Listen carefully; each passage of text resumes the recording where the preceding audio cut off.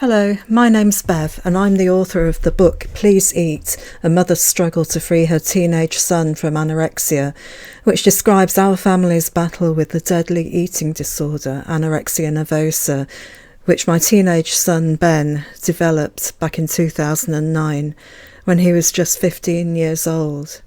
This post is slightly different in that it's not a post from my blog. It's a section from the talk that I gave to parents in Edinburgh a few years back. And what it does is explain about the recovery contract, which my son Ben, claims is the number one thing that helps him to recover. So I'll read this now. Ben was stuck in a kind of limbo land and nobody had any solutions. Cams didn't know what to do, I didn't know what to do, and Ben didn't know what to do. He was getting frustrated at the way nothing seemed to be moving forward on the recovery front. Meanwhile, I was worried that he was about to give up. He was even getting violent at the Cams sessions, violent with frustration more than anything else, throwing tables and chairs around. And then, around Easter, I was on the Around the Dinner Table forum for parents of young people with eating disorders when I came across a thread about something called contracts. This family from the United States had attended an intensive therapy program at the University of California, San Diego Eating Disorder Center. And one of the program's components was something called behavioural contracting.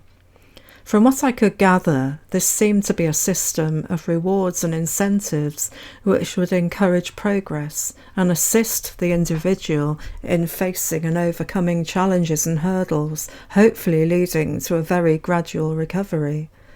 I was so inspired that I told Ben about it. I said, "Look, I believe we should give this a go. Nothing else has worked, so let's try this as a last-ditch attempt." Thankfully, Ben was so desperate to stop treading water that he said yes. It turned out to be the best decision we made. We decided to implement a system of points which would add up to cash. I certainly don't advocate cash rewards for everyone, but it worked for Ben because he wanted a new games console. So we developed a kind of currency whereby 3 points equaled £1. Ben got points for weight gain. He got points for eating sufficient food. The more he ate, the more points he got.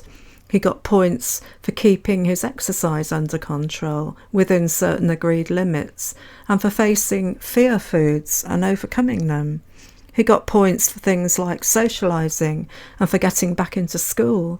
The longer he stayed at school on any one day, the more points he got. So that, loosely, in a nutshell, is what our contract looked like. It's important to point out that this wasn't a bribe or punishment. The contract was just a gentle encouragement as we worked together as a team.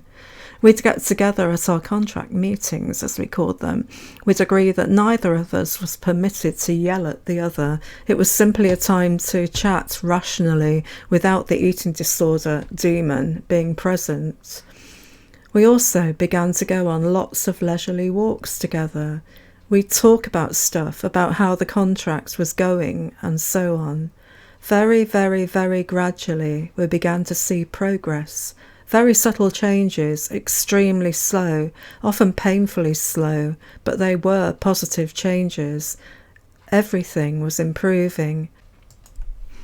The only problem was, I wanted a bigger push on the weight gain front. I was desperate to get Ben back to his pre-anorexia weight, but it was all about being happy to settle for good enough at Cams.